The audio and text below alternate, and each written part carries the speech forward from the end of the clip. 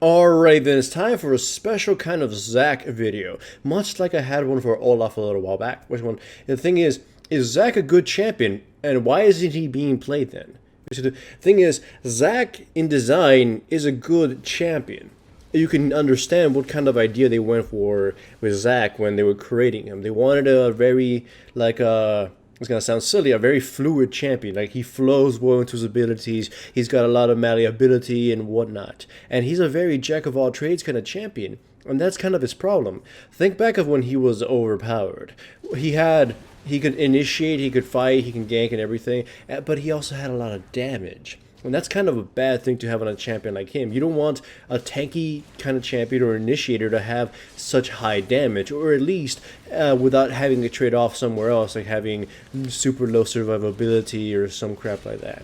Thing is, Zack has the total package for a jungler, and the thing is, they had to nerf his damage to get him in line. And the thing is, he still works a lot like he did back when he was overpowered, but he just doesn't have the damage he did before. He can still gank in a lot of ways without relying on his ultimate. He still has super sustain. He's still got, a very fluid kit and can make a lot of different, can take a lot of different approaches to a situation. But that's the problem. He's just kind of average, or at least not. He's a jack of all trades, but he doesn't break the ceiling on any of them. And I'll explain that in a second. The only one thing that Zack has an advantage over other champions is, tanks, I mean, is having super sustain. Is because he's got healing factor towards him. He's got a passive that keeps him alive, and he's got a no mana. He's purely cooldowns based. So he's pretty much able to spam all day and not have to worry about anything. If you try that on any other tank, like Nautilus or something, you're going to run dry quickly. And again, he doesn't rely on his ultimate either, even for initiation, so that's a huge factor for him. How many champions do you know that can initiate fights really well and from a long distance without having to rely on their ultimate in some way? The thing is, though, he doesn't excel in other areas better than other tanks. Like, he can initiate, but his initiation has a lot of weaknesses. Other initiators like Sejuani or Malphite, click a button, you have like a half a second of action going in between it, and then boom.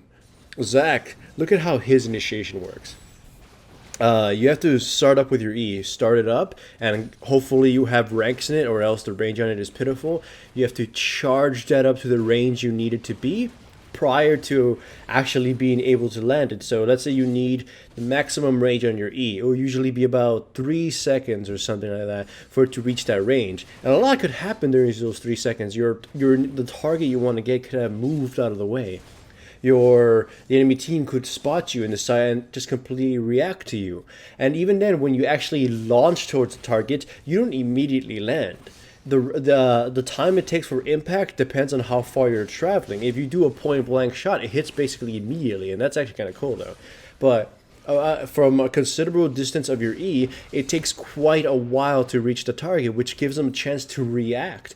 So it's a very slow initiation, and your ultimate doesn't do anything unless you hit the E. And even then, if you hit the E and you want to ult, it takes a slight bit amount of time for them to react to it. I mean, so unless if it's just mashing flash, they may get out of it. A little while ago, they actually buffed the interaction between his ultimate and his E, so you can do his ultimate a lot easier once you actually hit the impact zone of your E.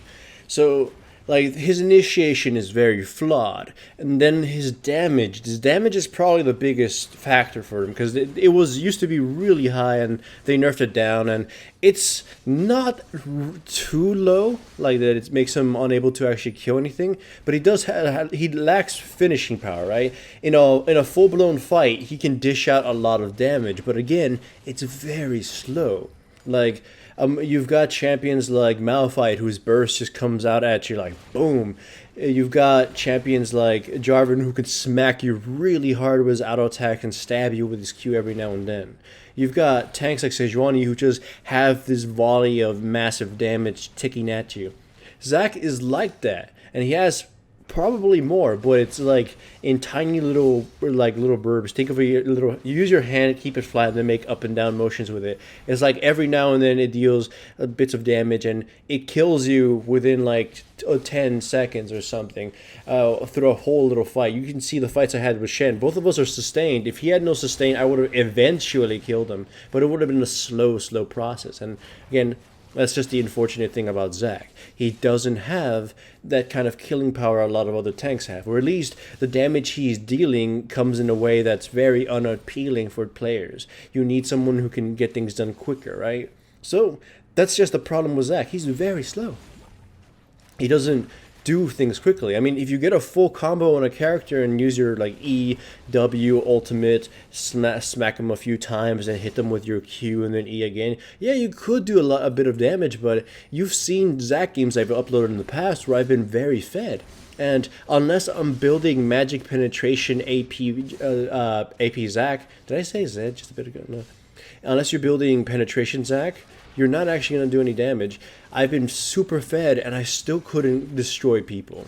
I only was able to destroy people if I built for damage, and even then, it wasn't as destructive as a full AP Malphite. So it's just like, there's just shortcomings to Zac.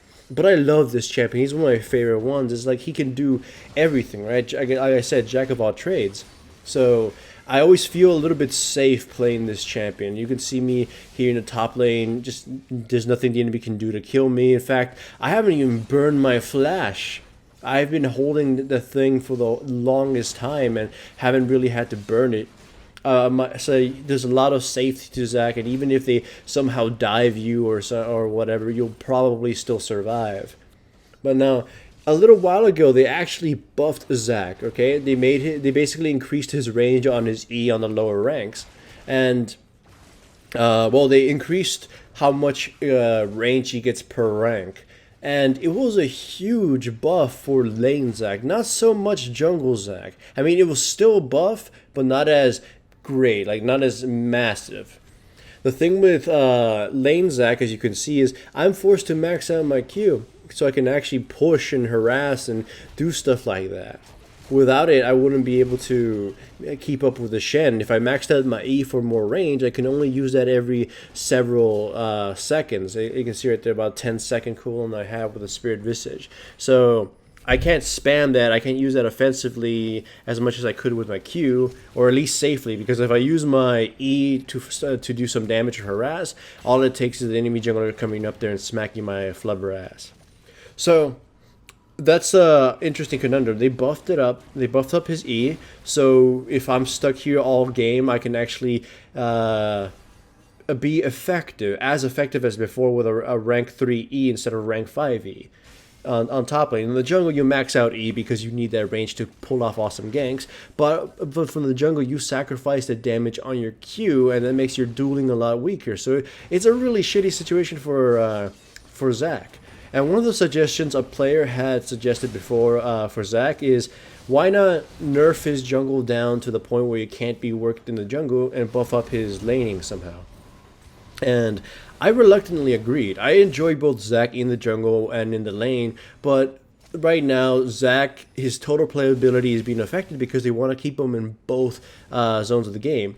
If they nerf his sustain, they can give him more damage or or better cooldowns or something, like to make his Q super spammable, or I'll give him a little bit more gameplay mechanics so he can have something, or better ratios.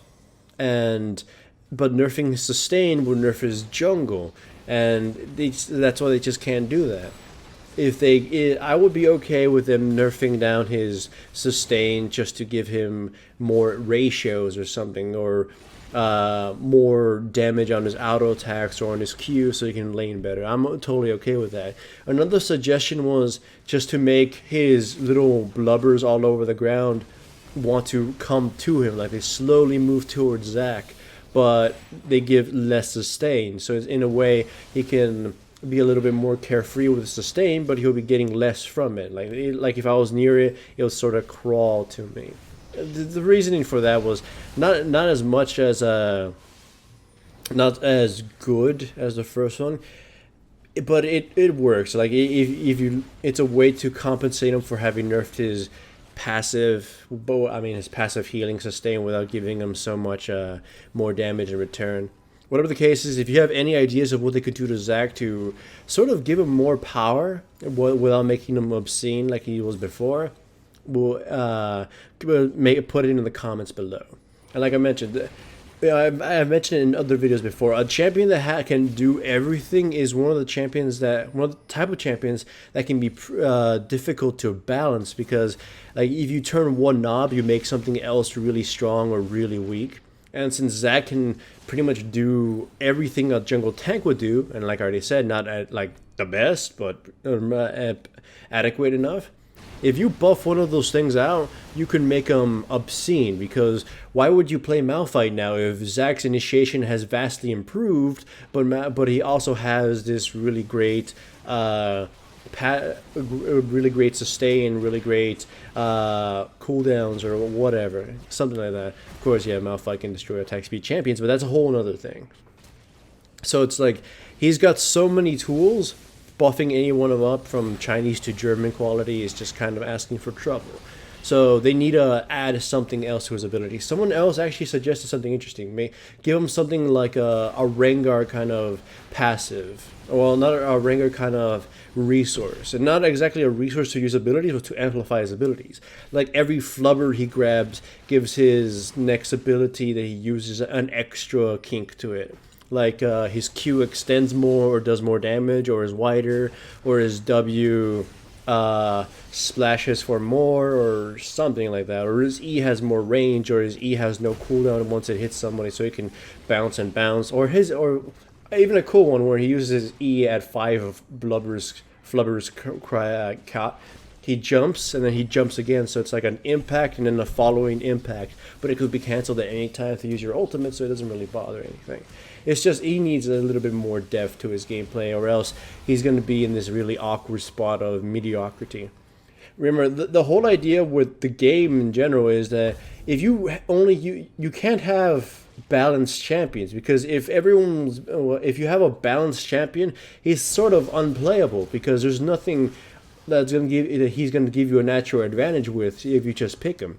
Someone like Gragas, he's got insane initiation, he's got sustain, he's got damage for a tank and everything. He's kind of the total package of what you'd want in a tank right now in this current meta. So like not picking Gragas and instead picking Zac tends to hurt your team. And the same goes for a lot of champions. Is like they need to have something unfair about them.